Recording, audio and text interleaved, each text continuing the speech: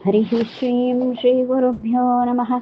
सर्वैर्गिरीन्द्रसदनैः मदनोऽपि दारैः दूरीकृतश्च बदरी पुरवासिभिस्तैः यस्याश्रयात् सकलदैवतदैवतेशं व्यासं सुशान्तमनिशं मनसा स्मरामि। आचार्यः पवनोऽस्माकम् आचार्याणि च भारती देवो नारायणः श्रीशः देवी मङ्गलदेवता। वन्दे हृषीकेशमथो नृसिंहं जनार्दनं चिन्तयधीरूपेन्द्रं श्रीवामनं संस्मर विष्णुमेमि श्रीराममञ्चेहमधोक्षजं च रमानिवासोचितवासभूमिः सन्न्यायरत्नावलिजन्मभूमिः वैराग्यभाग्यो मम पद्मनाभतीर्थामृताब्धिः भवताद्विभूत्यै विश्वोत्तमं हरिं श्रीशं विश्वजीवोत्तमानिलं विश्वोत्तमगुणाकारं विश्वोत्तमयतिं श्रये अशेषवेदान्तकृतान्तसारव्याख्याविहारान् हरिभक्तिसिन्धून् त्रिविक्रमार्यान् परमान् गुरून् मे नारायणार्यांश्च गुरून् नमामि। माङ्गल्यप्रदते मनोहरगिरा मुग्धास्मि सेयं तव श्रीमत्पादसरोजयोः सुभग गोविन्दार्य मे मानसं माद्यद्यद्यपि चञ्चरीकति सदा हृन्मन्दिरं पावयन् ईशावास्य मदो विधेहि भगवद्भक्तिं प्रदेहि स्थिराम्। हरिः श्रीं श्रीगुरुभ्यो नमः। समस्तगुरुभ्यो नमः। हरिः श्रीं ಶ್ರೀಮನ್ಮಧ್ವವಿಜಯ ಮಹಾಕಾವ್ಯದಲ್ಲಿ ನಾವೀಗ 5ನೇ ಸರ್ಗದಲ್ಲಿ ವಿಚಾರ ಮಾಡ್ತಾ ಇರುವಂಥದ್ದಿದೆ. ಇದರಲ್ಲಿ ನಮಗೆ ಇಲ್ಲಿಯವರೆಗೆ ವಿಚಾರ ನಡೆದದ್ದೇನು ಅಂದರೆ, ವಿಷ್ಣುಮಂಗಲ ದೇವಸ್ಥಾನಕ್ಕೆ ಅಚ್ಯುತ ಪ್ರಜ್ಞರು ಹಾಗೂ ಪೂರ್ಣ ಪ್ರಜ್ಞರು ಜೊತೆಯಾಗಿ ಹೋದದ್ದು. ಅಲ್ಲಿ ಅವರಿಗೆ ಭಿಕ್ಷಾ ಕಾರ್ಯಕ್ರಮ ಇತ್ತು. ವಿಷ್ಣುಮಂಗಲ ದೇವಸ್ಥಾನದಲ್ಲಿ ವಿಷ್ಣುಮೂರ್ತಿ ಸನ್ನಿಧಿ, ಅಲ್ಲಿ ಪೂಜಾದಿಗಳನ್ನೆಲ್ಲ ನೆರವೇರಿಸಿದರು. ನಂತರ ಅಲ್ಲಿ ಭಿಕ್ಷೆ ಆಯಿತು. ಒಬ್ಬ ಗೃಹಸ್ಥರು ಭಕ್ತಿಯಿಂದ ಇವರಿಗೆ ಭಿಕ್ಷೆಯನ್ನ ಮಾಡಿಸಿ ನಂತರದಲ್ಲಿ ಅಲ್ಲಿ ದೇವರಿಗೆ ನಿವೇದನೆಗೋಸ್ಕರ ಇಟ್ಟಂತಹ ಬಾಳೆಗೊನೆಗಳು, ಅದು ತುಂಬ ರಸಪೂರ್ಣವಾದಂತಹ ದೊಡ್ಡ ದೊಡ್ಡ ಬಾಳೆಹಣ್ಣುಗಳು ತುಂಬಿರುವಂತಹ ದೊಡ್ಡ ದೊಡ್ಡ ಬಾಳೆಗೊನೆಗಳು, ಅವುಗಳನ್ನ ಈ 2 ಯತಿಗಳ ಮುಂದೆ ಆ ಭಿಕ್ಷಾ ನಂತರದಲ್ಲಿ ತಂದಿಟ್ಟು, ಈ ಹಣ್ಣನ್ನ ತಾವು ಸ್ವೀಕಾರ ಮಾಡಬೇಕು, ಊಟದ ನಂತರ ನೀವು ಹಣ್ಣು ತಿನ್ಬೇಕು. ಆಗ ಅಚ್ಯುತ ಪ್ರಜ್ಞರು 1-2 ಹಣ್ಣುಗಳನ್ನು ಹಿರಿಯರು ತಗೊಂಡ್ರು. ಅದು ನೀವು ತಗೊಳ್ಳಿ ಅಂತ ಹೇಳಿದ್ರು. ಅವಾಗ ಪೂರ್ಣ ಪ್ರಜ್ಞರು ಆ ಬಾಳೆಹಣ್ಣುಗಳನ್ನು ಎಷ್ಟು ತಿಂದಿದ್ದಾರೆ ಅಂದ್ರೆ 200 ಹಣ್ಣುಗಳಿಗಿಂತ ಹೆಚ್ಚು ಹಣ್ಣುಗಳನ್ನು ತಿಂದರು. ಒಂದೊಂದು ಕೊನೆಯಲ್ಲೂ ಕೂಡ 100 ಗಟ್ಟಲೆ ಹಣ್ಣುಗಳಿವೆ. ಅಂಥವು ಅವರು ಒಟ್ಟು ದೊಡ್ಡ ಬಹಳಷ್ಟು ಸಂಖ್ಯೆಯದ್ದು. ಹಾಗೆ ಎಲ್ಲವನ್ನೂ ಕೂಡ ಅವರು 200ಕ್ಕಿಂತ ಹೆಚ್ಚು ಬಾಳೆಹಣ್ಣುಗಳನ್ನು ಅವರು ಸ್ವೀಕಾರ ಮಾಡಿದರು. ಆಗ ಅವರನ್ನು ನೋಡಿದರೆ, ಹೊಟ್ಟೆ ನೋಡಿದರೆ ತೆಳ್ಳಗೆ ಇತ್ತಂತೆ. ಆಹಾರ ಹೆಚ್ಚಾದರೆ ಹೊಟ್ಟೆ ಉಬ್ಬಿ ಕಾಣ್ತದೆ, ಆದರೆ ಪೂರ್ಣ ಪ್ರಜ್ಞರು ಹೊಟ್ಟೆ ತುಂಬ ಊಟ ಮಾಡಿದ್ದಾರೆ. ಸರಿಯಾಗಿ ಊಟ ಮಾಡಿ ಮತ್ತೆ ಬಾಳೆಹಣ್ಣನ್ನು 200ಕ್ಕಿಂತಲೂ ಹೆಚ್ಚು ಬಾಳೆಹಣ್ಣನ್ನು ತಿಂದರೂ ಕೂಡ ತೆಳುವಾದ ಹೊಟ್ಟೆ ಇದೆ. ಆಗ ಏಕಾಂತದಲ್ಲಿ ಗುರುಗಳು ಪ್ರಶ್ನೆ ಮಾಡಿದ್ರಂತೆ, ಏನು ಇದರ ರಹಸ್ಯ, ಯಾಕೆ ನೀವು ಹೀಗಿದ್ದೀರಾ, ಇದೇನಿದು ಅಂತ. ಇದೇನು ಪವಾಡವ ಅಂತ. ಪವಾಡ ಅಲ್ಲ, ಇದು ವಸ್ತುಸ್ಥಿತಿ. ಅಂದರೆ ಏನೋ ಇಲ್ಲದ್ದು ವಿಶೇಷತೆ ಅಲ್ಲ, ಲೋಕದ ದೃಷ್ಟಿಯಿಂದ ವಿಶೇಷತೆ ಇರ್ಬೋದು. ಆದರೆ ನನ್ನ ಹೊಟ್ಟೆಯಲ್ಲಿ ನನ್ನ ಕೈಯ ಹೆಬ್ಬೆರಳಿನ ಗಾತ್ರದಷ್ಟು ಅಗ್ನಿ ಉರಿತಾ ಉಂಟು. ಆ ಅಗ್ನಿ ಇಡೀ ಬ್ರಹ್ಮಾಂಡವನ್ನೇ ಸುಟ್ಟು ಹಾಕುವಂತಹ ಶಕ್ತವಾದಂತಹ ಅಗ್ನಿ ಹೊಟ್ಟೆಯಲ್ಲಿದೆ. ಹಾಗಾಗಿ ಹೊಟ್ಟೆಗೆ ಏನನ್ನ ನಾನು ಸ್ವೀಕಾರ ಮಾಡಿದ್ರು ಅದೆಲ್ಲ ಸುಟ್ಟು ಭಸ್ಮ ಆಗಿ ಹೋಗ್ತದೆ. ಹಾಗಿರುವ ಸ್ಥಿತಿ ಅಂತ ಹೇಳಿದ್ರು. ಆಗ ಅವರಿಗೆ ಪರಮಾಶ್ಚರ್ಯ ಆಯಿತು. ಸದಾಕಾಲ ಭಗವದ್ ಧ್ಯಾನರತರಾದಂತಹ ಆ ಪೂರ್ಣ ಪ್ರಜ್ಞರು ಹೇಳಿದ ಈ ಮಾತನ್ನು ಕೇಳಿ ಗುರುಗಳಿಗೆ ಅತ್ಯಾಶ್ಚರ್ಯವಾಗಿ ಹೋಯಿತು. ಆ ಗುರುಗಳಿಗೆ ಏನು ಈ ರೀತಿಯ ಇಂಥ ಒಂದು ಯೋಗ್ಯತಾ ವಿಶೇಷವನ್ನು ಕಂಡು ಅವರು ತಲೆದೂಗಿದ್ರು ಗುರುಗಳು ಅಂತ ಹೇಳ್ತಾರೆ. ಇಷ್ಟು ಹೇಳುವಾಗ ನಮ್ಗೆ 33 ಶ್ಲೋಕಗಳಾಗಿದ್ವು. ಮುಂದೆ ನೋಡುವ. ಪರ್ಯಾಕುಲಾನೇಕ ಸರಸ್ವತೀ ತತಿ ನ್ಯಾಯೋಪಪನ್ನಾನ್ ವಿವಿಧಾರ್ಥ ಸಂಯುತಾನ್ ಅತೀತ್ಯ ದೇಶಾನ್ ಸಮಯಾಂಶ್ಚ ಚಾರುಧೀಃ ಅಸೌ ಜಗಾಮಾಭಿಮತೇನ ವರ್ತಮನ ಎನ್ನುವಂಥದ್ದು. ಈ ಶ್ಲೋಕವನ್ನ ಹೇಳುವಾಗ ಪರ್ಯಾಕುಲಾನ್ ಅನೇಕ ಸರಸ್ವತಿ ತತೀನ್, ಅತ್ಯುತ್ತಮ ಚೆಲುವರಾದಂತಹ ಪೂರ್ಣ ಪ್ರಜ್ಞರು ಗುರುಗಳೊಟ್ಟಿಗೆ ಅನೇಕ ದೇಶ ಸಂಚಾರ ಮಾಡ್ತಾರೆ. ಕಾಸರಗೋಡಿಗೆ ಹೋದದ್ದಾಯ್ತಲ್ವಾ, ಕಾಸರಗೋಡಿನ ನಂತರದಲ್ಲಿ ಇಲ್ಲಿ ಕರಾವಳಿಯಲ್ಲಿ ಹಾಗೆ ಬಹಳಷ್ಟು ನದಿಗಳು ಸಿಗ್ತವೆ. ಎಲ್ಲ ನದಿಗಳು ಬಹಳ, ಯಾಕೆಂದ್ರೆ ಘಟ್ಟ ಉಂಟು. ಪಶ್ಚಿಮ ಘಟ್ಟ ಪೂರ್ವ ಘಟ್ಟಗಳ ಹಾಗಲ್ಲ, ಪಶ್ಚಿಮ ಘಟ್ಟಗಳು ಸಾಲಾಗಿ ಗೋಡೆಯಂತೆ ಇರುವುದರಿಂದ ಅಲ್ಲಲ್ಲಿ ನದಿಗಳು ಉತ್ಪನ್ನವಾಗಿ ಪಶ್ಚಿಮಾಭಿಮುಖವಾಗಿ ಪಶ್ಚಿಮ ಸಮುದ್ರವನ್ನು ಸೇರುವಂಥ ನದಿಗಳು ಬಹಳ ಉಂಟು. ಆ ನದಿಗಳು ಬಹು ನದಿಗಳು ಹರಿಯುವಂಥದ್ದು. ಹಾಗಾಗಿ ಇವರು ತೆಂಕಣ ದಿಕ್ಕಿಗೆ ಪ್ರಯಾಣ ಮಾಡ್ತಾ ಇದ್ರು. ತೆಂಕು ದಿಕ್ಕಿಗೆ ಹೋಗುವಾಗ ಇವರೀಗ ಕಾಸರಗೋಡನ್ನ ದಾಟಿ ಮುಂದೆ ಹೋಗಬೇಕು. ಹಾಗೆ ಹೋಗುವಾಗ ಆ ಹೋಗುವ ದಾರಿ ಹೇಗಿದೆ ಅಂದರೆ ಸರಸ್ವತಿ ತತೀನ್ ಅಂತ ಹೇಳ್ತಾರೆ. ಇಲ್ಲಿ ಎರಡು ಅರ್ಥಗಳನ್ನು, ಕಾವ್ಯ ಅಂದರೆ ಎರಡು ಅರ್ಥಗಳು ಬರಲೇಬೇಕು, ಆ ರೀತಿಯಲ್ಲಿ ಹೇಳ್ತಾರೆ. ಹಾಗೆ ಇವರು ಅಲ್ಲೆಲ್ಲ ಚೆನ್ನಾಗಿ ಸುತ್ತಲೂ ಕೂಡ ಹರಿಯುವಂತಹ ನದಿಗಳು, ಆ ನದಿಗಳೆಲ್ಲವೂ ಕೂಡ ಅದು ಸರಸ್ವತಿ ತತೀನ್ ಅಂತ. ಸರಸ್ವತಿ ಅನ್ನೋ ಶಬ್ದಕ್ಕೆ ಅನೇಕ ಅರ್ಥ ಉಂಟು. ಆ ಸರಸ್ವತಿ ಅನ್ನೋ ಶಬ್ದಕ್ಕೆ ಇಲ್ಲಿ ಎರಡರ್ಥವನ್ನು ಹೇಳ್ತಾರೆ. ಒಂದರ್ಥ ಏನು ಅಂದರೆ ನದಿ ಅಂತ ಅರ್ಥ. ಸರಸ್ವತಿ ಅಂದರೆ ನದಿ. ಯಾವ ನದಿಗೂ, ಎಲ್ಲ ನದಿಗಳಿಗೂ ಸರಸ್ವತಿ ಅಂತಲೇ ಹೆಸರು. ಯಾಕೆಂದ್ರೆ ಸರಸ್ವತಿ ಅನ್ನೋ ಶಬ್ದಕ್ಕೆ ನದಿ ಅಂತ ಅರ್ಥ. ಹಾಗಾಗಿ ಸರಸ್ವತಿ ತತೀನ್ ನದಿಗಳನ್ನ ದಾಟಿ ಅತೀತ್ಯ ಅಂತ ಹೇಳಿದ್ರು, ಅಂದ್ರೆ ದಾಟಿಕೊಂಡು ಹೋಗ್ಬೇಕು. ಹಾಗೆ ಹೋಗುವಾಗ ನ್ಯಾಯೋಪಪನ್ನಾನ್ ವಿವಿಧಾರ್ಥ ಸಂಯುತಾನ್, ಅನೇಕ ಸಂಪತ್ತುಗಳಿಂದ ತುಂಬಿರುವಂತಹ ನಾನಾ ಪ್ರದೇಶಗಳು, ಅವೆಲ್ಲವನ್ನು ನ್ಯಾಯೋಪಪನ್ನಾನ್, ಎಲ್ಲವೂ ಕೂಡ ಯಥಾನ್ಯಾಯ, ಒಂದೊಂದು ಯಥಾನ್ಯಾಯ ಅಂದ್ರೆ ಹೇಗೆ, ಯಾವುದು ಪ್ರಮುಖವಾದಂತಹ ಸ್ಥಳವೋ, ಎಲ್ಲಿ ದೇವತಾ ಮಂದಿರ ದೇವತಾ ಕ್ಷೇತ್ರ ಉಂಟೋ ಅಲ್ಲಿ ಕೆಲ ಕಾಲ ತಂಗುವುದು, ಕೆಲವು ಏನು ಅಷ್ಟೇನು ಇರುವುದಿಲ್ಲ. ಅದು ಆ ನದಿಯನ್ನು ಆ ಸ್ಥಳವನ್ನು ದಾಟಿ ಮುಂದೆ ಪಯಣ ಮಾಡುವುದು. ಹೀಗೆ ಯಥಾನುಕೂಲ ಯಥಾನ್ಯಾಯ ಅಂದರೆ ಎಲ್ಲೆಲ್ಲಿ ದೇವತಾ ಮಂದಿರಗಳಲ್ಲಿ ತಂಗುವುದು, ಅಲ್ಲಿ ದೇವತಾ ಸೇವೆ ಮಾಡುವುದು, ಹೀಗೆಲ್ಲ ಮಾಡಿಕೊಂಡು ಅವರು ಅನೇಕ ದೇಶಾನ್ ಸಮಯಾಂಶ್ಚ ಅತೀತ್ಯ, ಅನೇಕ ದೇಶಗಳನ್ನ ಅನೇಕ ಸ್ಥಳಗಳನ್ನ ದಾಟಿಕೊಂಡು ಚಾರುಧೀಹಿ ಅಂದರೆ ಅತ್ಯಂತ ಮನೋಹರವಾದಂತಹ ಬುದ್ಧಿ ಉಳ್ಳಂತಹ ಪೂರ್ಣ ಪ್ರಜ್ಞರು ಅವರು ಗುರುಗಳೊಟ್ಟಿಗೆ ಮುಂದೆ ಹೋಗ್ತಾರೆ. ಜಗಾಮ ಅಭಿಮತೇನ ವರ್ತಮನ, ತನ್ನ ಅಭಿಪ್ರಾಯದಂತೆ ಅಂದರೆ ತಮಗೆ ಯಾವುದು ಅಭಿಪ್ರಾಯ ಇತ್ತು, ಯಾವ ಸ್ಥಳಗಳನ್ನ ದಾಟಿ ಹೋಗಬೇಕು ಅನ್ನುವ ವರ್ತಮನ ಆ ಹಾದಿಯಲ್ಲಿ, ತಮಗಿಷ್ಟವಾದಂತಹ ಆ ಹಾದಿಯಲ್ಲಿ ಪಯಣಿಸ್ತಾ ಇದ್ದಾರೆ. ಅದು ಹೋಗಿ ಸೇರುವುದು ಕೇರಳ. ಈಗ ನಮ್ಮ ಕಣ್ಣಿಗೆ ಏನು ಕಾಣ್ತದೆ, ಕೇರಳ ಅಂದರೆ ಇಲ್ಲಿ ಮಂಗಳೂರು ದಾಟಿದ ಕೂಡಲೇ ಕೇರಳ ಬಂದ್ಬಿಡ್ತದೆ. ನಮ್ಮ ಕಣ್ಣ ತೀರ್ಥ ಕೂಡ ಕೇರಳ ಅಂತ ಮಾಡ್ತಾರೆ. ಕಣ್ಣ ತೀರ್ಥಕ್ಕೆ ಹೋಗ್ಬೇಕು ಅಂದ್ರೆ ಸಮಸ್ಯೆ ಮಾಡ್ತಾರೆ. ಬಸ್ಸುಗಳು ಉಂಟು, ಆ ವಿಷಯ ಬೇರೆ. ಆದರೆ ವಾಹನ ತಕೊಂಡು ಹೋಗುವಾಗ ಬಹಳ ಸಮಸ್ಯೆ ಆಗ್ತದೆ. ಅದು ರಾಜ್ಯವನ್ನು ವಿಭಾಗ ಮಾಡಿಬಿಟ್ಟಿದ್ದಾರೆ. ನಮ್ಮ ಕರ್ನಾಟಕದ ಮೂರ್ಖರೆಲ್ಲ, ಎಲ್ಲ ಕರ್ನಾಟಕ ರಾಜ್ಯಾಡಳಿತ ಮಾಡುವ ಮೂರ್ಖರು ಸೇರಿ ಅದನ್ನು ಕೇರಳಕ್ಕೆ ಒಪ್ಪಿಸಿದ್ದು. ಆ ಬಹುಭಾಷಿಕರಾದ ಕನ್ನಡ ಜನರು ಎಲ್ಲ ಶುದ್ಧವಾದ ಕನ್ನಡ ಮಾತಾಡುವಂತಹ ಆ ಒಂದು ಪ್ರಾಂತ್ಯ, ಆ ಜಿಲ್ಲೆಯನ್ನು ಕೇರಳಕ್ಕೆ ಒಪ್ಪಿಸಿದ್ದಾರೆ. ಅಲ್ಲಿ ಅಲ್ಪ ಭಾಷಿಕರು ಯಾರು ಅಂದರೆ ಮಲಯಾಳಂ ಮಾತಾಡುವವರು, ಹೆಚ್ಚು ಸಂಖ್ಯೆಯಲ್ಲಿ ಮಾತಾಡುವವರು, ಅಧಿಕ ಸಂಖ್ಯೆಯಲ್ಲಿ ಇರುವವರು ಕನ್ನಡಿಗರು. ಆದರೆ ಕನ್ನಡಿಗರಿಗೆಲ್ಲ ಹೀಗೆ ಶಾಲೆಗಳು ಉಂಟು, ಕನ್ನಡಿಗರ ಶಾಲೆ ಉಂಟು, ಕನ್ನಡ ಶಾಲೆಗಳು. ಅಂತಹ ಸ್ಥಳ ಈಗ ಅವ್ರಿಗೆ ಸೇರಿದೆ. ಆದರೆ ಮೊದಲಿಗೆ ತಲಶ್ಶೇರಿವರೆಗೆ ಕರ್ನಾಟಕವೇ ಮೂಲ ಮನೆ ಉಂಟು. ತಲಶ್ಶೇರಿಯಲ್ಲಿ ಮೂಲ ಕನ್ನಡಿಗರ ಮೂಲ ಮನೆ ಇರುವುದು. ಆ ಭಟ್ರೆಲ್ಲ ಗುರ್ತಿದ್ದಾರೆ ನಮಗೆ. ಅಲ್ಲಿವರೆಗೆ ಉಂಟು. ತಲಶ್ಶೇರಿಯಲ್ಲೆಲ್ಲ ಕನ್ನಡ ಜನರ ಸಮ್ಮೇಳನ ನಡೆದಿದ್ದಿದೆ. ಹಾಗೆಲ್ಲ ಅಷ್ಟು ಅಲ್ಲಿವರೆಗೆ ಇದ್ದಂಥದ್ದು. ಅಂದರೆ ಕರ್ನಾಟಕಕ್ಕೆ ವಿಶಾಲ ಕರ್ನಾಟಕ ಅಂತಲೇ ಹೆಸರು. ಯಾಕೆಂದ್ರೆ ಹೀಗಿದ್ದದ್ದು ಈ ರಾಜಕೀಯ ಜನರು ಮಾಡಿದ ಮೂರ್ಖತನದಿಂದ ಅಷ್ಟು ಭಾಗ ಹೋಯಿತು.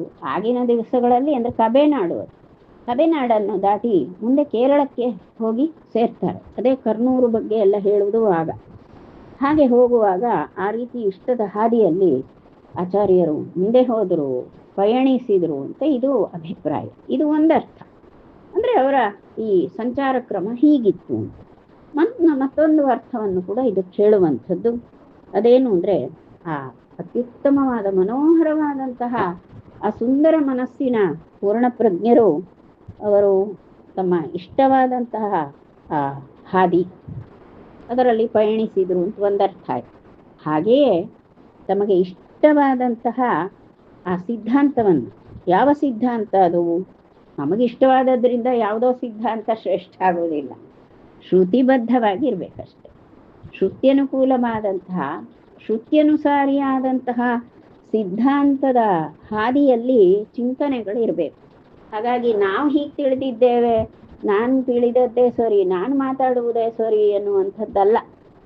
ಶ್ರುತಿ ಒಪ್ಪಿದೆಯಾ, ಶ್ರುತಿ ಸಮ್ಮತವಾಗಿದ್ರೆ ಮಾತ್ರ ಆ ಚಿಂತನೆಗಳಿಗೆ ಹೆಚ್ಚು ಮಹತ್ವ. ಹೀಗೆ ಶ್ರುತ್ಯನುಸಾರವಾದಂತಹ ಆ ವಿಚಾರಧಾರೆ ಉಳ್ಳಂತಹ ಆಚಾರ್ಯರು ಅವರು ಸರಸ್ವತಿ ನ್ಯಾಯೋಪಪನ್ನಾನ್ ಸರಸ್ವತಿ ತತೀನ್. ಈಗ ಸರಸ್ವತಿ ಸಮೂಹಗಳನ್ನ ಅವರು ಹೇಳ್ತಾರೆ, ಅದು ನ್ಯಾಯೋಪಪನ್ನ, ನ್ಯಾಯಕ್ಕೆ ಅನುಕೂಲವಾದದ್ದು. ಏನಿದರ ಅರ್ಥ ಅಂದ್ರೆ ನ್ಯಾಯಶಾಸ್ತ್ರ ತರ್ಕ ಅಂತ ಅರ್ಥ. ತರ್ಕಬದ್ಧವಾದಂತಹ ಸರಿಯಾದ ಕಾರ್ಯಕಾರಣಗಳಿಗೆ ಅನುಗುಣವಾದಂತಹ ಶ್ರುತಿ ತತ್ವ ಸಿದ್ಧಾಂತ ಏನು, ಶ್ರುತಿ ಸಿದ್ಧಾಂತ ಒಪ್ಪುವಂಥದ್ದು. ಆ ಶ್ರುತಿ ಸಿದ್ಧಾಂತಬದ್ಧವಾದಂತಹ ಸರಸ್ವತಿ ತತೀನ್, ಸರಸ್ವತಿಗಳನ್ನು ಅವರು ಹೇಳ್ತಾ ಹೋದ್ರು. ಸರಸ್ವತಿ ಅಂದ್ರೆ ಅರ್ಥ ಏನು? ಸರಸ್ವತಿ ಅಂದ್ರೆ ಮಾತು ಅಂತ ಅರ್ಥ. ಭಾರತಿ ಹಾಗೂ ಸರಸ್ವತಿ ಎನ್ನುವ ಎರಡೂ ಪದಗಳಿಗೂ ಕೂಡ ಮಾತು ಅಂತ ಅರ್ಥ. ನಾವು ಆಡೋದೆಲ್ಲ ಸರಸ್ವತಿಯ ಅಂದ್ರೆ ನಾವು ಆಡಿದ್ರೆ ಸರಸ್ವತಿ, ಅದಕ್ಕೆ ಆ ಪಾವಿತ್ರ್ಯ ಬರುವುದಿಲ್ಲ. ಸರಸ್ವತಿ ಅನ್ನೋ ಶಬ್ದಕ್ಕೆ ಹೇಳ್ತಾರೆ, ಇಲ್ಲ ಅಂತಲ್ಲ. ಆದರೆ ಭಾರತಿ ಸರಸ್ವತಿ ಎನ್ನುವಂತಹ ಪದಗಳು ಅವುಗಳಿಗೆ ಶ್ರುತಿವಾಕ್ಯ ಅಂತ ಅರ್ಥ. ಹಾಗಾಗಿ ಸ್ಮಾರ್ತ ಸಂಪ್ರದಾಯದಲ್ಲಿ ಸ್ವಾಮಿಗಳಿಗೆ ಭಾರತಿ ಅಂತಲೇ ಹೆಸರಿಡ್ತಾರೆ. ಭಾರತಿ ಸರಸ್ವತಿ ಅಂತ, ಜಯೇಂದ್ರ ಸರಸ್ವತಿ, ಚಂದ್ರಶೇಖರ ಸರಸ್ವತಿ ಅಂತ ಮಹಾಜ್ಞಾನಿಗಳಿದ್ರು. ಪರಮಾಚಾರ್ಯರು ಅಂತ ಪ್ರಸಿದ್ಧರು, ಎಲ್ಲರಿಗೂ ಗೊತ್ತಿರ್ತದೆ. ಪರಮಾಚಾರ್ಯರು ತೀರ ಮಹನೀಯರು. ಅವರು ರಾಮದೇವರ ದರ್ಶನ ಆದದ್ದು, ಅಪರೋಕ್ಷ ಜ್ಞಾನಿಗಳು. ಚಂದ್ರಶೇಖರ ಸರಸ್ವತಿ ಸ್ವಾಮಿಗಳು. ಇಲ್ಲಿ ಚಂದ್ರಶೇಖರ ಭಾರತೀ ಸ್ವಾಮಿಗಳು ಅಂತಿದ್ರು, ಶೃಂಗೇರಿ ಮಠದಲ್ಲಿ. ಅವರು ಮಹಾಜ್ಞಾನಿಗಳು. ಚಂದ್ರಶೇಖರ ಸರಸ್ವತಿಗಳಂತೂ ಬಾಯಿ ತುಂಬ ಯಾವಾಗಲೂ ಸರ್ವಮೂಲ ಅಧ್ಯಯನ ಮಾಡ್ತಿದ್ರು ಅವರು. ನನ್ನ ಹತ್ರ ಇದಕ್ಕೆ ಬರಬೇಡಿ, ಮಾಯಾವಾದ ಹೇಳೋದಿಲ್ಲ, ನಾನು ಸರ್ವಮೂಲ ಬೇಕಾದ್ರೆ ಪಾಠ ಹೇಳ್ತೇನೆ ಅಂತ. ಆ ರೀತಿಯ ಅವರು ತತ್ವಜಿಜ್ಞಾಸು, ಅಂದ್ರೆ ಅತ್ಯಂತ ಗಂಭೀರವಾದಂತಹ ಮೇರು ಮಟ್ಟದ ಜನಗಳು.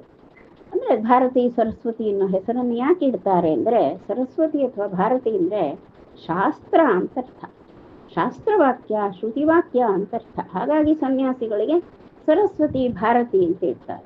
ಹಾಗಾದ್ರೆ ತೀರ್ಥ ಅಂತ ಇಡ್ತಾರಲ್ಲ ಹೆಸರು, ತೀರ್ಥ ಅಂದ್ರೂ ಕೂಡ ಶಾಸ್ತ್ರ ಅಂತಲೇ ಅರ್ಥ. ಅಂದ್ರೆ ಶಾಸ್ತ್ರ ರೂಪರಾದವರೇ ಸನ್ಯಾಸಿಗಳು. ಹಾಗಾಗಿ ಶಾಸ್ತ್ರ ರೂಪರಾದ್ದರಿಂದ ತೀರ್ಥ ಅಂತ ಹೇಳುದು.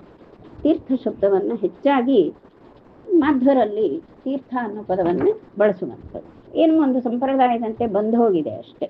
ಆನಂದ ತೀರ್ಥ ಅಂತಿದ್ದಾರಲ್ಲ ಇವರು, ಹಾಗಾಗಿ ಅವರ ಪದ್ಮನಾಭ ತೀರ್ಥರು ಇತ್ಯಾದಿ ಆ ಹೆಸರುಗಳು ಬಂದದ್ದು.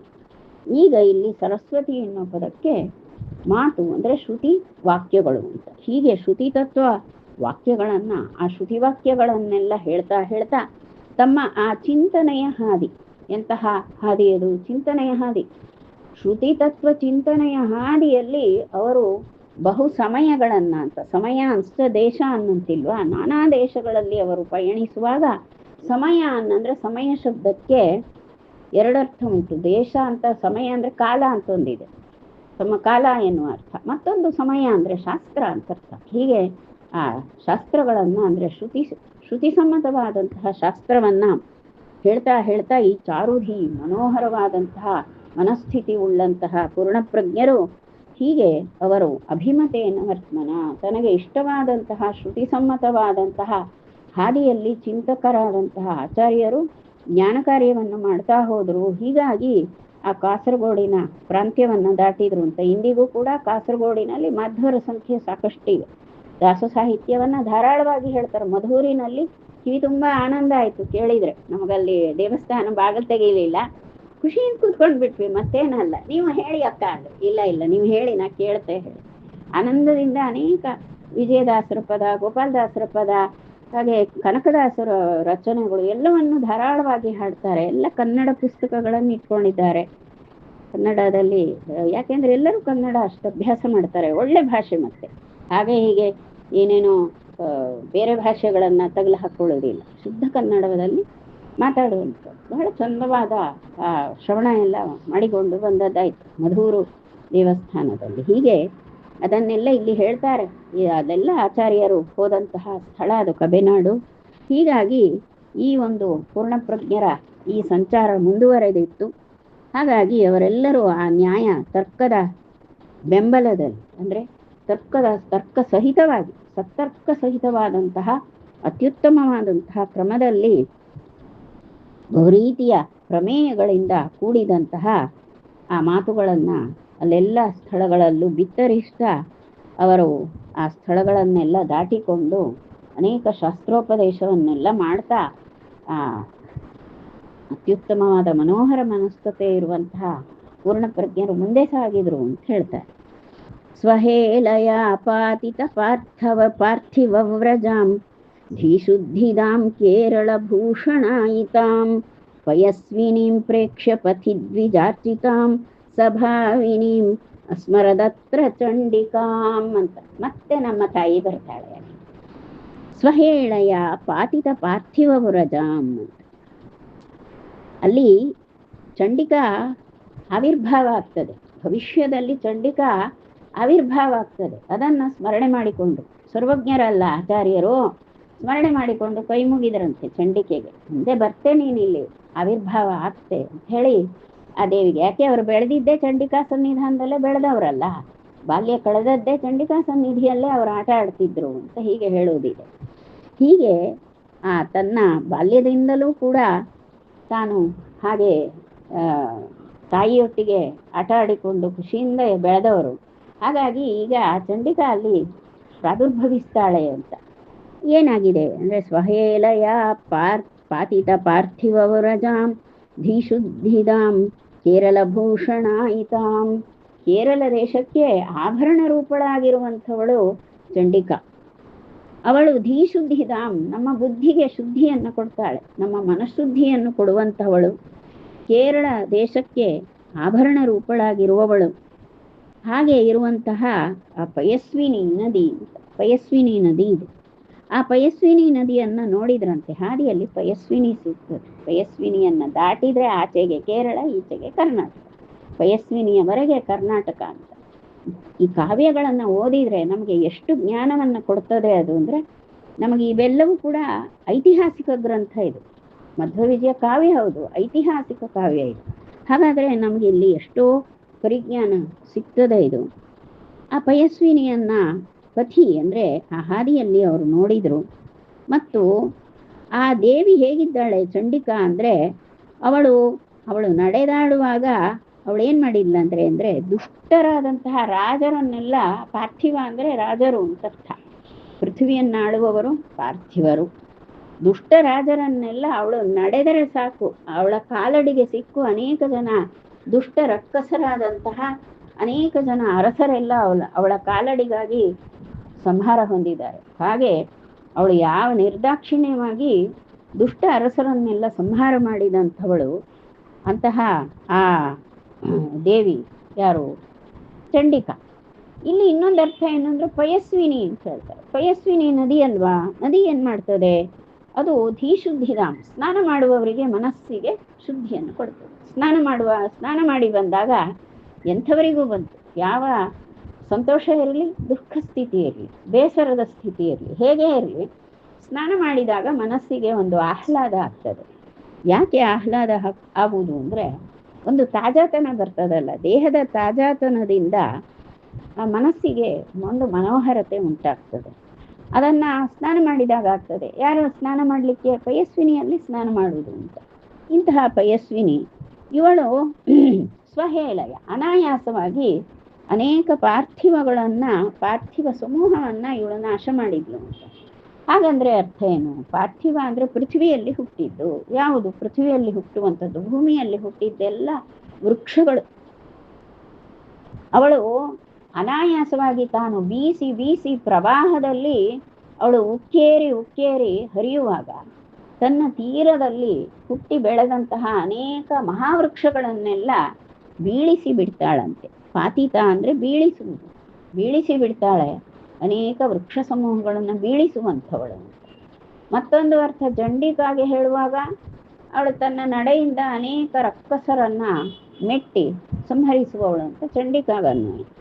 ಇದು ಆ ಕೇರಳಕ್ಕೆ ಆಭರಣ ರೂಪಳಾದವಳು ಯಾರು ಅಂದ್ರೆ ಒಂದು ಪಯಸ್ವಿನಿ, ಮತ್ತೊಬ್ಬಳು ಚಂಡಿಕಾ ಅಂತ ಎರಡರ್ಥವನ್ನು ಇಲ್ಲಿ ತಿಳಿಸ್ತಾರೆ. ಹೀಗೆ ಆ ಪಯಸ್ವಿನಿಯನ್ನು ದಾಟಿ ಮುಂದೆ ಹೋಗುವುದು. ದ್ವಿಜಾರ್ಚಿತಾಂ, ದ್ವಿಜಾರ್ಚಿತಾಂ ಅಂದ್ರೆ ಬ್ರಾಹ್ಮಣರೆಲ್ಲರೂ ಪೂಜಿಸುವಂತಹ ಸಭಾವಿನೀಂ ಅಸ್ಮರದತ್ರ ಚಂಡಿಕಾಂ. ಇದೇ ಇಲ್ಲಿ ಎಲ್ಲಿ ಪಯಸ್ವಿನಿಯಲ್ಲೇ, ಪಯಸ್ವಿನಿ ತೀರದಲ್ಲಿಯೇ ಮುಂದೆ ಉದ್ಭವಿಸ್ಲಿಕ್ಕಿರುವಂಥವಳು ಚಂಡಿಕಾ. ಅವಳು ಇಲ್ಲಿ ಆವಿರ್ಭವಿಸ್ತಾಳಲ್ಲ ಎನ್ನುವಂತಹ ಆ ಒಂದು ನೆನಪಿಗೆ ಅವಳು ಅಲ್ಲಿ ಆವಿರ್ಭವಿಸ್ತಾಳೆ ಎನ್ನುವ ತಿಳಿವು ಇತ್ತು. ಹಾಗಾಗಿ ಆಚಾರ್ಯರು ಭಾವಿನಿ ಅಂದ್ರೆ ಭವಿಷ್ಯದಲ್ಲಿ ಉದ್ಭವಿಸುವಂತಹ ಚಂಡಿಕೆಯನ್ನ ಸ್ಮರಿಸಿಕೊಂಡು ಕೈಮುಗಿದ್ರು ಅಂತ ಹೇಳ್ತಾರೆ. ಹೀಗೆ ಆದರೆ ಇನ್ನೂ ಆಗಿಲ್ಲ, ಇನ್ನೂ ಕೂಡ ಆವಿರ್ಭವಿಸ್ಲಿಲ್ಲ ಅವಳು. ಎಲ್ಲಕ್ಕೂ ಸಮಯ ಉಂಟಲ್ಲ, ಆಮೇಲೆ ಉಂಟಾಗುವಂಥದ್ದು ಭವಿಷ್ಯದಲ್ಲಿ ಆಗುವುದು. ತತಃ ಕ್ರಮೇಣ ಪ್ರಚಲನ್ನುಪೇಯಿವಾನ್ ಅವಂದತೇಂದೀವರ ಸುಂದರಚ್ಛವಿಂ ಅಂಭೋಜನಾಭಂ ಸಭುಜಂಗಶಾಯಿನಂ ಶ್ರೀವಲ್ಲಭಂ ಶ್ರೀಮದನಂತ ಸತ್ಪುರೇ. ಹೀಗೆ ಪಯಣಿಸ್ತಾ ಪಯಣಿಸ್ತಾ ಅವರು ತಿರುವನಂತಪುರಕ್ಕೆ ಹೋಗಿ ಸೇರಿದರು. ಅಲ್ಲಿಂದ ಕ್ರಮವಾಗಿ ಮುಂದೆ ಮುಂದೆ ಅನೇಕ ನದಿಗಳನ್ನು ದಾಟಿಕೊಂಡು ತಿರುವನಂತಪುರಕ್ಕೆ ಹೋಗಿ ಸೇರಿದರು. ಅಲ್ಲಿ ತಿರುವನಂತಪುರದ ಸ್ವಾಮಿಯಾಗಿರುವಂಥವನು ಭುಜಂಗಶಾಯಿನಂ ಶ್ರೀವಲ್ಲಭಂ ಅಂತಾರೆ. ಶ್ರೀಪತಿಯಾದಂತಹ ಶೇಷಶಯನನಾಗಿರುವಂತಹ ಅನಂತ ಪದ್ಮನಾಭ ದೇವರನ್ನ ದರ್ಶನ ಮಾಡಿ ನಮಸ್ಕಾರ ಮಾಡಿದರು. ಅಲ್ಲಿ ಇರುವಂತಹ ಆ ಸ್ವಾಮಿ ಶೇಷಶಯನನಾದಂತಹ ಅನಂತ ಪದ್ಮನಾಭ ಅವನು ಮಲಗಿದ ಭಂಗಿಯಲ್ಲಿದ್ದಾನೆ. ಪರಮಾತ್ಮನದ್ದು ನಾನಾ ರೂಪ, ನಿಂತ ಭಂಗಿಯ ರೂಪ, ಕುಳಿತ ಭಂಗಿಯ ರೂಪ, ಮಲಗಿರುವ ರೂಪ, ಹೀಗೆಲ್ಲ ಬಹುರೂಪಗಳು ಉಂಟು. ಅಂಬೆ ಹರಿಯುವಂತಹ ರೂಪ ಉಂಟು. ಬೆಂಗಳೂರಿನಿಂದ ಚನ್ನಪಟ್ಟಣ ಅಂತ ಇದೆ, ಬೆಂಗಳೂರು ಸಮೀಪದ ಚನ್ನಪಟ್ಟಣಕ್ಕೆ ಹೋದಾಗ ಅಲ್ಲಿ ಮಳೂರು ಅಂತ ಒಂದು ಗ್ರಾಮ, ಎಲ್ಲರೂ ನೋಡಿರ್ತೀರ. ಆ ಮಳೂರು ಗ್ರಾಮದಲ್ಲಿ ಅಂಬೆಗಾಲಿನ ಕೃಷ್ಣ, ಅಂಬೆ ಹರಿಯುವ ಕೃಷ್ಣ, ಅದು ಎಷ್ಟು ಚಂದ ಇದೆ ಅಂದ್ರೆ ಮುಂದೆ ಬರ್ತದೆ ಶಿಶು ಅಂತ ಅನ್ನಿಸ್ತದೆ. ಅಂತಹ ಮುದ್ದಾದ ಒಂದು ರೂಪ ಪರಮಾತ್ಮ ಹೀಗೆ ಬಹುರೂಪದಲ್ಲಿ ಕಾಣಿಸ್ತಾನೆ. ಹೌದಾ, ಇಲ್ಲಿ ತಿರುವನಂತಪುರ ಅಲ್ಲಿ ಶೇಷಶಯನನಾದಂತಹ ಹರಿ ಅವ ಅನಂತ ಪದ್ಮನಾಭ ಅಂತ ಪ್ರಸಿದ್ಧ ರೂಪದಲ್ಲಿ ಅಲ್ಲಿ ಕಂಗೊಳಿಸ್ತಾ ಇದ್ದಾನೆ. ಅಂಭೋಜನಾಭಂ ಅಂದ್ರೆ ಅಂಭೋಜ ಅಂದ್ರೆ ತಾವರೆ, ಹೊಕ್ಕಳಲ್ಲಿ ತಾವರೆ ಹೂವನ್ನು ಹೊಂದಿರುವಂತಹ ಆ ಭಗವಂತನ ರೂಪ, ಶೇಷದೇವರ ಮೇಲೆ ಶಯನ ಮಾಡಿರುವಂಥದ್ದು. ಶ್ರೀವಲ್ಲಭಂ ಲಕ್ಷ್ಮೀಪತಿಯಾಗಿ ಇರುವವನು, ಅವನು ಒಳ್ಳೆ ಆ ಪರಮಾತ್ಮನ ಅವಂದತ ಇಂದೀವರ ಸುಂದರ ಛವಿಂ ಅಂತಾರೆ. ಆ ಪರಮಾತ್ಮ ಹೇಗಿದ್ದಾನೆ ಅಂದ್ರೆ ಅವನ ಛವಿ ಅಂದ್ರೆ ಕಾಂತಿ, ಆ ಪರಮಾತ್ಮನ ಸುಂದರ ಕಾಂತಿ ಹೇಗಿದೆ ಅಂದ್ರೆ ಇಂದೀವರ ಛವಿ ಅಂತ ಹೇಳ್ತಾರೆ. ಇಂದೀವರ ಸುಂದರ ಛವಿ ಅಂತ ಅಂದ್ರೆ ಒಳ್ಳೆ ಕನ್ನೈದಿಲೆ ಬಣ್ಣದ ಕಾಂತಿ ಇದೆ ಅಂತ. ನಾವು ನೋಡ್ಲಿಲ್ಲ ಕನ್ನೈದಿಲೆಯನ್ನ ಇಂದಿಗೂ ನೋಡುವುದಿಲ್ಲ. ನೈದಿಲೆಯನ್ನ ಎಲ್ಲ ನೋಡಿದ್ದೇವೆ, ತಾವರೆಯನ್ನ ನೋಡ್ತೇವೆ, ನೈದಿಲೆ ನೋಡ್ಲಿಲ್ಲ, ಹಂಸವನ್ನ ನೋಡ್ಲಿಲ್ಲ. ಯಾಕೆ ನೋಡ್ಲಿಲ್ಲ ಅಂದ್ರೆ ಆ ತಳಿಯೆಲ್ಲ ನಾಶವಾಗಿ ಹೋಗಿದೆ, ಯಾವುದೋ ಕಾಲದಲ್ಲಿ ನಾಶವಾಗಿ ಹೋಗ್ತದೆ.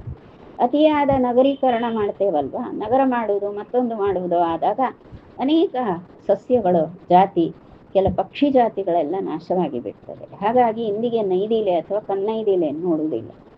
ಸಂಸ್ಕೃತದಲ್ಲಿ ಅದಕ್ಕೆ ಕುಮುದ ಅಂತ ಹೇಳ್ತಾರೆ. ಕುಮುದ ಮತ್ತು ಮತ್ತೊಂದು ಹೆಸರು ಅಂದ್ರೆ ನೀಲಕಮಲ. ನೀಲಕಮಲ ಇರ್ತದೆ. ಆ ನೀಲಕಮಲದ ಸೌಂದರ್ಯ ಹೇಗಿರ್ತದೆ, ಕಾಂತಿ, ನೀಲಕಮಲದ ಮೈಕಾಂತಿ ಉಳ್ಳವ ಈ ನಮ್ಮ ಅನಂತ ಪದ್ಮನಾಭ ಅಲ್ಲಿ ಮಲಗಿದ ಭಂಗಿಯಲ್ಲಿ ಇರುವಂಥದ್ದು. ಆ ಸುಂದರನಾದಂತಹ ಆ ಸ್ವಾಮಿಯನ್ನ, ಅನಂತ ಪದ್ಮನಾಭ ದೇವರನ್ನ ಕಂಡು ಅಲ್ಲಿ ಈ ಆನಂದ ತೀರ್ಥರು ಆ ತಿರುವನಂತಪುರದಲ್ಲಿ ಪದ್ಮನಾಭ ದೇವರನ್ನ ನಮಸ್ಕಾರ ಮಾಡಿದರು ಅಂತ ಇದನ್ನು ತಿಳಿಸ್ತಾರೆ. ವೇದಾಂತ ಸೂತ್ರಾಣಿ ಕೃತಾಂತವಿತ್ತಮೋ ವ್ಯಾಖ್ಯಾದಸೌ ಶಿಷ್ಯಗಣಾಯ ಸಂಸದಿ ವಿಲಕ್ಷಣಂ ಜೀವಗಣಾದ್ ಗುಣಾರ್ಣವಂ ಬ್ರಹ್ಮಾಚ್ಯುತಾಖ್ಯಂ ಪ್ರತಿಪಾದಯನ್ ಮುಹುಃ. ಈಗ ಅವರು ನೇರವಾಗಿ ತಿರುವನಂತಪುರಕ್ಕೆ ಹೋಗಿ ಸೇರಿಯಾಗಿದೆ. ಇಂದಿಗೂ ಕೂಡ ಆ ತಿರುವನಂತಪುರ ಅಂದರೆ ಅನೇಕ ಜನ ವಿದ್ವಾಂಸರ ಸಮೂಹ ವಾಸ ಮಾಡುವಂತಹ ಸ್ಥಳ. ಇಂದಿಗೂ ಅಷ್ಟೇ ಅಲ್ಲಿ ಸಾಕಷ್ಟು ಅಗ್ರಹಾರಗಳುಂಟು. ತಿರುವನಂತಪುರದ ಬ್ರಾಹ್ಮಣ ಅಗ್ರಹಾರಗಳಿವೆ. ಅಲ್ಲಿ ಒಳ್ಳೆ ಉತ್ತಮ ವಿದ್ವಾಂಸರಾದಂತಹ ನಂಬೂದಿರಿ ಜನ, ಅಯ್ಯರ್ ಅಂದರೆ ತಮಿಳು ಮಾತಾಡುವಂಥ ಮಾತೃಭಾಷೆ ಉಳ್ಳ ಬ್ರಾಹ್ಮಣರಿದ್ದಾರೆ. ಎಲ್ಲ ವೇದಾಧ್ಯಯನ ಸಂಪನ್ನರು. ಮತ್ತು ಮಾಧ್ವ ಜನರು ಬಹಳ ಇದ್ದಾರೆ. ಮಾಧ್ವರೆಲ್ಲ ಶಿವಳ್ಳಿ ಈ ಉಡುಪಿಯಿಂದ ಹೋದವರು ಮಾಧ್ವರು ಬಹಳ ಇದ್ದಾರೆ. ಹೀಗಾಗಿ ಅಲ್ಲಿ ಪೂಜೆ ಮಾಡುವವರು ಕೋತಿಗಳು ಪೂಜೆ ಮಾಡುವವರು. ಹೀಗಾಗಿ ಅದು ಅತ್ಯುತ್ತಮವಾದಂತಹ ವೇದ ವಿದ್ಯಾಭ್ಯಾಸವನ್ನು ಚೆನ್ನಾಗಿ ವೇದಾಧ್ಯಯನ ಮಾಡಿ ಆ ವೇದೋಕ್ತವಾದಂತಹ ಸರಿಯಾದ ಪೂಜೆಯನ್ನು ನಡೆಸುವಂತಹ ಕ್ರಮ ಅಲ್ಲಿದೆ. ಹಾಗಾಗಿ ಅಲ್ಲಿ ಹೋಗಿ ಸೇರಿದ್ದಾರೆ ಆಚಾರ್ಯರು. ಅಲ್ಲಿ ಹೋದಾಗ ಆಚಾರ್ಯರು ಬಂದ್ರಲ್ಲ, ಅಂದರೆ ಆನಂದ ತೀರ್ಥರೇ ಬಂದಿದ್ದಾರೆ, ಉಡುಪಿಯಿಂದ ಬಂದಿದ್ದಾರೆ. ಹೀಗಾಗಿ ಅಲ್ಲಿ ಸಭೆ ಆಯಿತು. ಸ್ವಾಮಿಯವರು ಬಂದಾಗ ಸಭೆಯನ್ನು ಮಾಡ್ತಾರೆ. ಆ ಸಭೆಯಲ್ಲಿ ಆಚಾರ್ಯರು ಮಾತು ಆಡುವಂಥದ್ದು. ಆಗ ವಿವರಣೆಯನ್ನು ಮಾಡ್ತಾರೆ. ಏನದು ಅಂತ ಕೇಳಿದ್ರೆ ಅಲ್ಲಿ ಬ್ರಹ್ಮಸೂತ್ರಗಳನ್ನು ಕುರಿತಾದಂತಹ ಮಾತು. ಬ್ರಹ್ಮಸೂತ್ರಗಳು ಏನು ಹೇಳ್ತವೆ? ಬ್ರಹ್ಮಸೂತ್ರಗಳ ಸಿದ್ಧಾಂತವನ್ನು ಹೇಳಬೇಕು. ಆ ಬ್ರಹ್ಮಸೂತ್ರ ಸಿದ್ಧಾಂತವನ್ನ ಸಭೆಯಲ್ಲಿ ಅಲ್ಲಿದ್ದಂತಹ ಎಲ್ಲ ಜನರಿಗೆ ಬೋಧಿಸಿದರು. ಆ ಕಾಲದಿಂದ ಹಿಡಿದು ಈ ಉಡುಪಿಯಿಂದ ಮಾಧ್ವ ಜನ ಹೋಗಿ ಅಲ್ಲಿ ಸೇರಿದ್ರು ಪೂಜೆಗೆ. ನಿಯಮ ಆದದ್ದು. ಇಂದಿಗೂ ಕೂಡ ಅವರಿದ್ದಾರೆ. ಹಾಗಾಗಿ ಪಾಂಚರಾತ್ರ ಆಗಮ ಕ್ರಮದಲ್ಲಿಯೇ ಅಲ್ಲಿ ಪೂಜಾದಿಗಳು ನಿತ್ಯವೂ ನಡೆಯುವಂಥದ್ದು. ಅಲ್ಲಿ ಬ್ರಹ್ಮಸೂತ್ರಗಳನ್ನು ಸಭೆಯಲ್ಲಿ ಅವರು ವಿವರಣೆ ಮಾಡ್ತಾ ಇದ್ದಾರೆ. ಅದೆಲ್ಲರಿಗೂ ಅಲ್ಲಿರುವ ಜನರಿಗೆಲ್ಲ ಬಹಳ ಚೆನ್ನಾಗಿ ಆ ಬ್ರಹ್ಮಸೂತ್ರಗಳ ಆ ಪ್ರವಚನ ನಡೆದಿತ್ತು. ಅದನ್ನೆಲ್ಲ ಬಹಳ ಚೆನ್ನಾಗಿ ಬಿಡಿಸಿ ಆ ಸಿದ್ಧಾಂತವನ್ನು, ಅಂದರೆ ಶ್ರುತಿ ಸಿದ್ಧಾಂತ, ಸೂತ್ರಗಳ ಸಿದ್ಧಾಂತ ಏನುಂಟು, ಸೂತ್ರ ಸಾರವನ್ನು ಚೆನ್ನಾಗಿ ಒತ್ತಿ ಹೇಳಿದ್ರಂತೆ. ವ್ಯಾಖ್ಯಾದಸೌ ಶಿಷ್ಯಗಣಾಯ ಸಂಸದಿ. ಅದನ್ನು ಹೇಗೆ ಹೇಳ್ತಾರೆ? ವೇದಾಂತ ಸೂತ್ರಾಣಿ ಕೃತಾಂತವಿತ್ತಮಃ ಅಂತ ಹೇಳ್ತಾರೆ. ಆ ಶಬ್ದಗಳೇ ಅಂಥ ಆನಂದ ಕೊಡುವಂಥದ್ದು. ಕೃತಾಂತವಿತ್ತಮಃ. ಕೃತಾಂತ ಅಂದರೆ ಸಿದ್ಧಾಂತ. ಸಿದ್ಧಾಂತವಿತ್ ತಿಳಿದವ ಅಂತ. ವಿತ್ ಅಂದರೆ ತಿಳಿದವ. ಸಿದ್ಧಾಂತವನ್ನು ತಿಳಿದವರಲ್ಲಿ ತಮಃ ಅಂದರೆ ಶ್ರೇಷ್ಠ ಅಂತ ಸೂಪರ್ಲೇಟಿವ್ ಡಿಗ್ರಿ ಹಾಕಿದೆ. ವಿತ್ತಮಃ, ಕೃತಾಂತ ವಿತ್ತಮಃ. ಸಿದ್ಧಾಂತವನ್ನು ತಿಳಿದವರಲ್ಲಿ ಅತ್ಯಂತ ಶ್ರೇಷ್ಠರಾದಂತಹ ಆನಂದ ತೀರ್ಥರು ವೇದಾಂತ ಸೂತ್ರಾಣಿ. ಆ ವೇದಾಂತ ಸೂತ್ರಗಳನ್ನೆಲ್ಲ ಅಲ್ಲಿ ವ್ಯಾಖ್ಯಾನ ಮಾಡ್ತಾರೆ. ಅಲ್ಲಿ ಶಿಷ್ಯಗಣಾಯ, ಆ ಶಿಷ್ಯರಿಗೆಲ್ಲ ಸಭೆಯಲ್ಲಿ ಅದನ್ನು ವರ್ಣಿಸಿ ಹೇಳ್ತಾರೆ. ವಿಲಕ್ಷಣಂ ಜೀವಗಣಾದ್ ಗುಣಾರ್ಣವಂ ಬ್ರಹ್ಮಾಚ್ಯುತಾಖ್ಯಂ ಪ್ರತಿಪಾದಯನ್ ಮುಹುಃ. ಹಾಗಾದರೆ ಅವರೇನು ಪ್ರತಿಪಾದನೆ ಮಾಡಿದರು? ಆ ಸಭೆಯಲ್ಲಿ ಪ್ರತಿಪಾದನೆ ಮಾಡಿದ್ದು ನಮ್ಮ ಈ ತಿರುವನಂತಪುರ ಎನ್ನುವ ಮಹಾಕ್ಷೇತ್ರ, ಇಲ್ಲಿ ನೆಲೆಯಾಗಿರುವಂತಹ ಪದ್ಮನಾಭ ಶ್ರೀಹರಿ ವಿಷ್ಣು, ಇವನೇ ಅಚ್ಯುತ. ಹೌದಾ? ಅಚ್ಯುತನಾದಂತಹ ಹರಿ ಇವನೇ ಬ್ರಹ್ಮ. ಈ ಬ್ರಹ್ಮವು ಇದು ಜೀವ ವಿಲಕ್ಷಣ ಅಂತ ಹೇಳಿದರು. ವಿಲಕ್ಷಣಂ ಜೀವಗಣ ಅಂತ. ಜೀವಾತ್ಮ ಸಮೂಹದಿಂದ ವ್ಯತ್ಯಸ್ತನ, ಬೇರೆಯವನೇ ಆದಂಥವನು ಈ ಅಚ್ಯುತ ಎಂದು ಕರೆಸಿಕೊಳ್ಳುವಂತಹ ಈ ಅನಂತ ಪದ್ಮನಾಭ ಇವನೇ ಬ್ರಹ್ಮ. ಇವನು ಗುಣಾರ್ಣವ, ಎಲ್ಲ ಗುಣ ಸಮುದ್ರ ಇವ. ಇವನ ಗುಣವನ್ನು ಹೇಗೆ ಹೇಳೋದು? ಎಷ್ಟು ಗುಣ ಉಂಟು ಅಂತ ಎಣಿಕೆ ಮಾಡಲಿಕ್ಕೆ ಬರ್ತದಾ? ಇಲ್ಲ. ಸಮುದ್ರದಂತೆ ಅಪಾರ ಗುಣ ಪರಿಪೂರ್ಣನಾಗಿರುವಂತಹ ಬ್ರಹ್ಮ ಇವನು. ಮತ್ತೆ ಪ್ರತಿಪಾದಯನ್, ಇದನ್ನ ಮುಹುಃ ಪ್ರತಿಪಾದಯನ್, ಮತ್ತೆ ಇದನ್ನ ಪ್ರತಿಪಾದನೆ ಮಾಡ್ತಾ ಇದ್ರು. ಈ ರೀತಿಯಾಗಿ ಆ ತಿರುವನಂತಪುರವನ್ನು ಹೋಗಿ ಸೇರಿ ಅಲ್ಲಿ ಶ್ರುತಿ ಸಿದ್ಧಾಂತವನ್ನ ಸ್ಪಷ್ಟ ಮಾಡಿ ಹೇಳಿದ್ರು. ಹೀಗೆ ಆ ಆಚಾರ್ಯರ ದಿಗ್ವಿಜಯ ಅಂದ್ರೆ ಅದು ಪವಿತ್ರ ಯಾತ್ರೆ. ಮತ್ತೆ ನಮಗೆ ಇದರಲ್ಲಿ ಭೌಗೋಳಿಕ ಹಿನ್ನೆಲೆಯನ್ನು ಚೆನ್ನಾಗಿ ಕೊಡ್ತಾರೆ. ಭೌಗೋಳಿಕ ವಿವರಣೆಯೂ ಚೆನ್ನಾಗಿ ಕೊಡ್ತದೆ. ಇಲ್ಲಿ ಚಂಡಿಕಾ ಸ್ಮರಣೆ ಆಯಿತು, ಮತ್ತೆ ಅನಂತ ಪದ್ಮನಾಭ ದೇವರ ಸನ್ನಿಧಿಗೆ ನಾವು ಆಚಾರ್ಯರೊಟ್ಟಿಗೆ ಹೋಗಿ ಮುಟ್ಟಿದ ಹಾಗಾಯಿತು. ಬ್ರಹ್ಮಾರ್ಪಣ ಮಸ್ತು.